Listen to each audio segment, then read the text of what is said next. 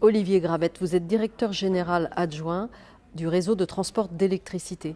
Avec la transition énergétique, on va transporter de l'électricité différemment. Quels sont les enjeux pour vous? Alors, les réseaux électriques sont un des enjeux de la transition énergétique pour réussir la transition énergétique. Pour à la fois permettre d'assurer un très haut niveau de fiabilité des systèmes électriques et aussi pour contribuer à l'optimisation économique. Alors on y travaille finalement en étant le maillon entre ce qui va se faire au niveau local, au niveau des métropoles, des collectivités locales, en lien avec les distributeurs et aussi avec le niveau européen. Puisque comme une des conditions de réussite de la transition énergétique, on parle beaucoup en ce moment de la transition énergétique en France, mais il y a des initiatives sous des formes différentes dans un certain nombre de pays européens.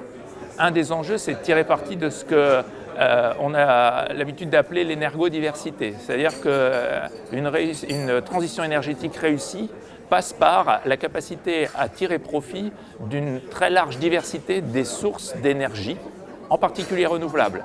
Donc certaines zones sont plus favorables à l'éolien terrestre, à l'éolien offshore, d'autres zones au solaire, à la biomasse. Et les réseaux, en particulier à la maille européenne, permettent de tirer parti de cette diversité pour à la fois sécuriser l'approvisionnement, mais aussi, à un moment donné, pouvoir faire appel à la source la plus performante, à la fois sur le plan économique et sur le plan technique.